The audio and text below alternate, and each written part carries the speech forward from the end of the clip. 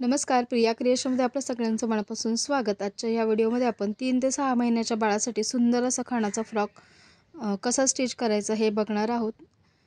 तर व्हिडिओ आवडला तर लाईक करा आणि याच्या आधी सुद्धा मी 2-3 खणाचे फ्रॉक शेअर केलेले आहेत, त्याचे व्हिडिओ सुद्धा चॅनलवर अपलोड आहेत, तर ते सुद्धा तुम्ही पाहू शकता। तर या फ्रॉकला मी झिप लावणार आहे, त्यासाठी मी अस्तर घेतलं 1 मीटर आणि खणाचं फॅब्रिक घेतलेलं आहे 1.25 मीटर। डबल कापड घेतलेला आहे, त्याची फोल्ड बाजू माझ्याकडे आहे। खाली एकसारखी लाईन ड्रॉ करून घेतली। पहिल्यांदा फ्रॉकचं टॉप पार्टचं कटिंग करणार आहे फ्रंट पार्टसाठी। तर 7.5 इंच उंची घेतलेली आहे, त्याचं मार्किंग केलं आणि लाईन ड्रॉ करून घेतली। शोल्डर घेतले 4 इंच, त्याचं मार्किंग करून घेतलं आणि आर्महोल घेतलेला आहे 3.5 इंच, त्याचं सुद्धा मार्किंग करून घेतलं। त्याच्यानंतर इथे छातीचा चौथा भाग टाकायचा आहे, तर इथे 4.5 इंच मार्किंग केलं, पुढे 2 इंच शिलाई मार्जिन, तर आले हे 6.5 इंच आणि खाली इथे कमरेच्या बाजूला 6 इंचावर मार्किंग केलंय आणि ही लाईन अशी ड्रॉ करून घेतली। कमरेच्या बाजूला अर्धा इंच वरती असा गोल शेप दिलेला आहे। 1.5 इंच गळा रुंदी घेतली आणि पुढचा गळा घेतलेला आहे 3 इंच।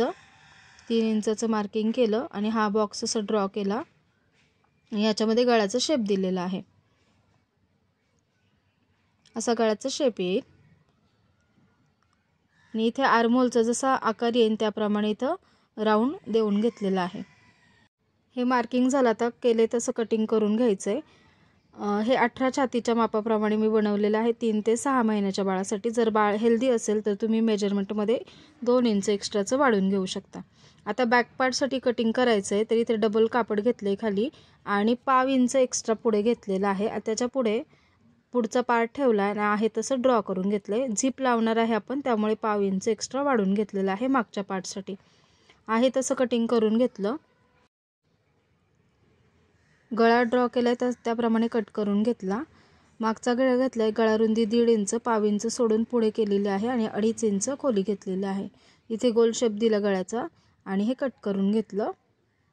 तर असा हा फ्रंट आणि बॅक हा आपला कटिंग करून झालेला आहे।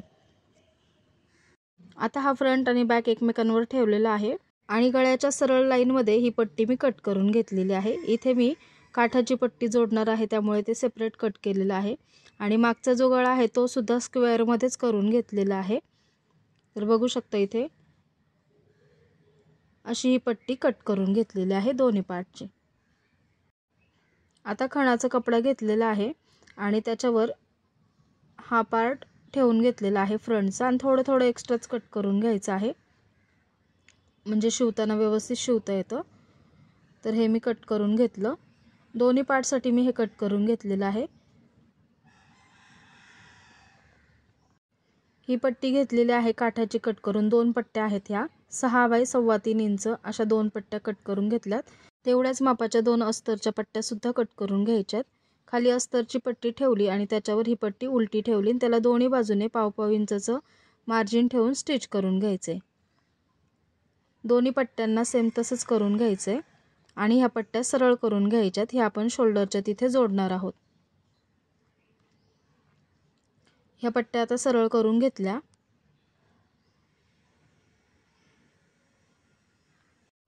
हा फ्रंट पार्ट घेतलाय आणि जिथे शोल्डरचं मार्किंग होतं पट्टीचं, तर तिथे ही पट्टी ठेवून घेतलेली आहे सरळ आणि जोडून घेतली। दुसऱ्या बाजूला सुद्धा तशीच ठेवली आणि जोडून घेतली। जिथे शोल्डरचं मार्किंग आहे तिथेच ही पट्टी जोडून घ्यायची आहे। आता खण फॅब्रिक ठेवलेला आहे खाली सरळ आणि त्याच्यावर हा जो पार्ट आहे तो उलटा ठेवलेला आहे आणि पिन लावून घेतलं शोल्डरच्या तिथे आणि आर्महोल आणि शोल्डरच्या तिथे स्टिच करून घ्यायचे। 1/2 इंचचं शिलाई मार्जिन ठेवून आणि जसा गळ्याचा आकार आहे त्याप्रमाणे सुद्धा स्टिच करून घ्यायचे। एक्स्ट्राचं कट करायचं आणि ह्याला छोटे छोटे कट देऊन घ्यायचे।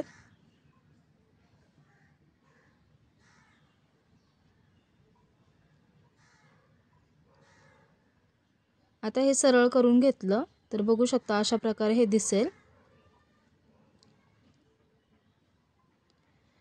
आता जो शोल्डरचा पार्ट आपण कट केला होता पट्टीचा, तर तो इथे मोजून घ्यायचा आहे। तर तेवढ्या मापाचं इथे मार्किंग करून घेतलं आणि दुसऱ्या बाजूचं सुद्धा तसंच मार्किंग करून घेतलं.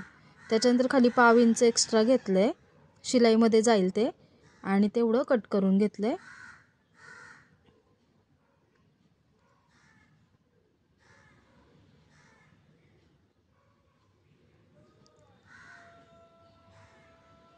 हे कट करून घेतलं. आता याला बॅक पार्ट जोडून घ्यायचा आहे. तर खाली बॅक पार्ट ठेवून घेतला. आता शोल्डरच्या बाजूलाच बरोबर जोडायचा आहे आणि ह्याला आपण झिप लावणार आहे. आणि हा जो पार्ट कट केला होता त्याचे 2 वेगवेगळे पीस केले. हा पीस याच्यावर उलटा ठेवलेला आहे आणि पिन लावून घेतली. इथं पहिल्यांदा झिप लावणार आहोत, त्याच्यामुळे पहिल्यांदा इथे मी स्टिच करून घेतलं आणि त्याच्यानंतर जसा गळ्याचा आकार आहे त्याप्रमाणे इथं स्टिच करून घेतलं आणि आर्महोलच्या साईडने सुद्धा स्टिच करून घ्यायचे. दुसरा पीस सुद्धा खाली ठेवून घ्यायचा आहे व्यवस्थित आणि शोल्डर आणि आर्महोल इथे व्यवस्थित चेक करून मगच ठेवायचा आहे. दुसरा पीस पण ठेवला, त्याच्यावर हा खणाचा पीस उलटा ठेवला आणि इथे सुद्धा आर्महोल आणि शोल्डरच्या इथे स्टिच करून घ्यायचे. पहिल्यांदा झिपच्या बाजूने स्टिच करून घ्यायचे.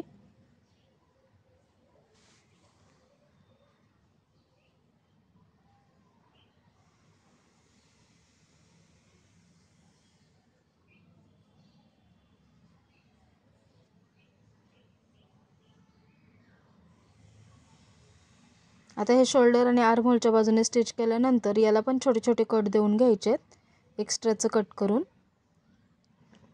आणि हे सरळ करून घ्यायचे. कॉर्नर व्यवस्थित बाहेर काढायचे त्याचे. तर असा हा बॅक पार्ट आणि फ्रंट पार्ट आपला अस्तरला जोडून झालेला आहे. आता जे एक्स्ट्राचं कापड आहे ते कट करून टाकायचं. अस्तर चारही बाजूंनी जोडून घ्यायचं आणि जे एक्स्ट्राचं कापड आहे ते कट करून टाकायचे.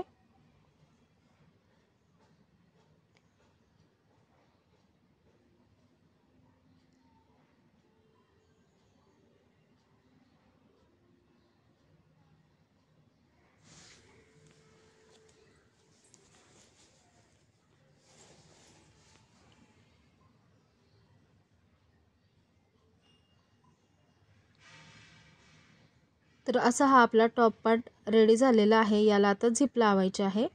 तर झिप लावण्यासाठी इथे मी पहिलं व्यवस्थित एकसारखं करून घेतलं आणि जे एक्स्ट्राचं असेल ते कट करून घेतलं.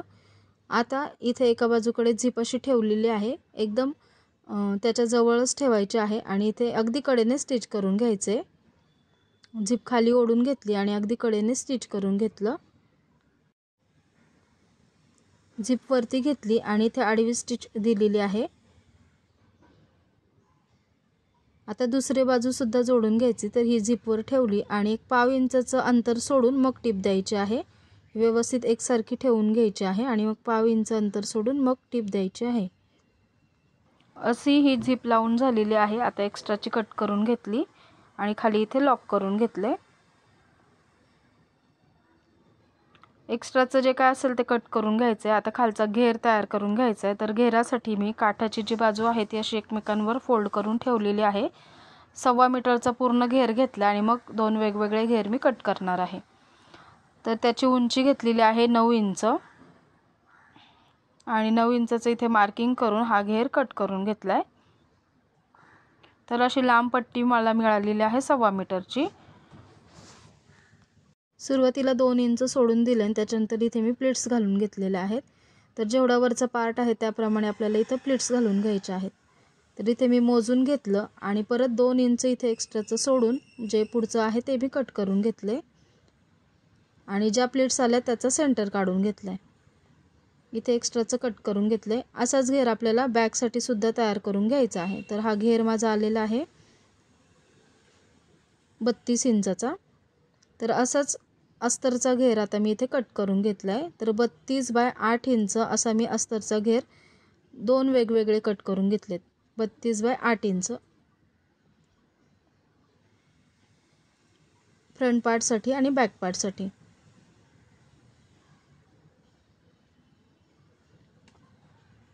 आता अस्तरचा घेर तयार करून घ्यायचा. तर इथे पण 2 इंच सुरुवातीला सोडून जेवढं आपण घेराला प्लीट्स घातल्यात तेवढेच प्लीट्स घालून हा तयार करून घ्यायचा.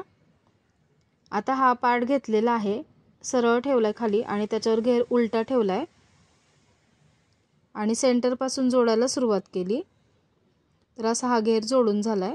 त्याच्यानंतर वरचा पार्ट उलटा ठेवला आणि त्याच्यावर अस्तर ठेवलेलं आहे. अशा प्रकारे जर जोडलं तर मधली जी शिलाई आहे ती आपली झाकून जाते आणि धागे दिसत नाही, फिनिशिंग चांगली दिसते. बघू शकता. आता साईडने मी इथं जोडून घेतलेला आहे घेर मेन फॅब्रिकला, कारण अस्तर आणि मेन फॅब्रिकचा घेर आपण एकसारखाच घेतला होता. तर असा हा पार्ट झालेला आहे जोडून. आता जो मागचा भाग आहे त्याला सुद्धा मी इथे घेर जोडून घेतलेला आहे. आता इथे मी 11 इंचाची नॉट्स घेतलेली आहे गोल्डन कलरची. तर ही आपण मागे बेल्ट जसं लावतो त्याप्रमाणे मी इथे लावून घेणार आहे. त्याच्या आधी पहिल्यांदा इथे फ्रिल तयार करून घ्यायची आहे. 4 इंचाची अशी एक लांब पट्टी मी कट करून घेतली. ती उलटी फोल्ड केली आणि तिला अर्धा इंचाचं शिलाई मार्जिन ठेवून इथं स्टिच करून घेतलं आणि एक लांब पट्टी तयार करून घेतली आणि ही पट्टी आता सरळ करून घ्यायची आहे.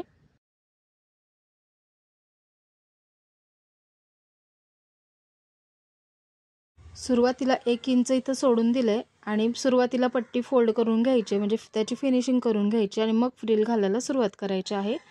तर इथे मी फ्रिल तयार करून घेतली. एकसारख्या अशा प्लेट्स घालत त्याची फ्रिल तयार करून घेतली. फ्रिलला दोन्ही बाजूला आपल्याला फिनिशिंग करून घ्यायची आहे, म्हणजे ती आपण डायरेक्ट जोडणार आहोत. तर अशी ही फ्रिल माझी इथे तयार झाली.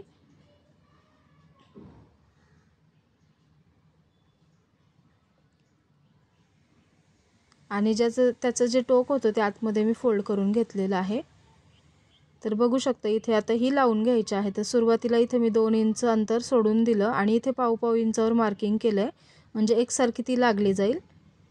इथे बरोबर 2 इंच दोन्हीकडे सोडून दिले अंतर आणि मग फ्रिल लावलेली आहे. त्याच्यावर एक पेअरचं मार्जिन ठेवून परत स्टिच करून घेतलं. त्यामुळे फिनिशिंग बघू शकता किती छान आलेली आहे फ्रिलची. आतल्या बाजूने पण फिनिशिंग चांगली दिसते. तसंच सेम दुसऱ्या बाजूला सुद्धा लावून घेतलं. आता पहिल्यांदा फ्रॉक सरळ आहे तीच त्याला कडेने पाव इंचाचं मार्जिन ठेवून स्टिच करून घ्यायचे आणि मग त्याला उलटं करून आतमध्ये अर्धा इंचाचं शिलाई मार्जिन ठेवून शिलाई करून घ्यायचं आहे. अशा प्रकारे केल्यामुळे आतमध्ये ओव्हरलॉकची गरज नाही लागत आणि फिनिशिंग चांगली दिसते. तर बघू शकता इथे परत अर्धा इंचाचं आता इथे मार्जिन ठेवून स्टिच करून घ्यायचे आणि आता जसं मेजरमेंट आहे त्याप्रमाणे मार्किंग करून फिटिंगची शिलाई करून घ्यायची. तर फिटिंगची शिलाई करण्यासाठी इथे फिटिंगची शिलाई करतानाच इथे नॉट्स घालून घ्यायच्यात कमरेपासून 1 इंच अंतरावरती. मी मार्किंग करून घेतलं फिटिंगचं पहिलं आणि मग इथे कमरेपासून वरती 1 इंच अंतर घेऊन इथे नॉट्स घालून घ्यायचे आहे आतल्या बाजूने आणि नॉट्सला छान लटकन लावून घेतलेलं आहे मी एक काठाच्याच कपड्याचं आणि एक सुंदर असा बो केलेला आहे आणि तो फ्रॉकला सेंटरला लावलेला आहे टॉप पार्टला. तर खूप सुंदर अशी ही आपली खणाची फ्रॉक तयार झाली 3 ते 6 महिन्याच्या बाळासाठी. याच्या आधीसुद्धा मी फ्रॉक शेअर केलेला आहे 2-3 खणाच्या वेगवेगळ्या प्रकारच्या. तर त्यासुद्धा तुम्ही चॅनलला व्हिजिट करून बघू शकता. हा व्हिडिओ तुम्हाला कसा वाटला कमेंटमध्ये नक्की सांगा. व्हिडिओ आवडला तर लाईक करा आणि असेच युजफुल व्हिडिओ पाहण्यासाठी चॅनलला देखील सबस्क्राईब करा. तर खूप सुंदर असा हा फ्रॉक तयार झालेला आहे. तुम्हाला कसा वाटला कमेंटमध्ये नक्की सांगा. पुन्हा भेटू अशाच एका नवीन आणि युजफुल व्हिडिओमध्ये. धन्यवाद.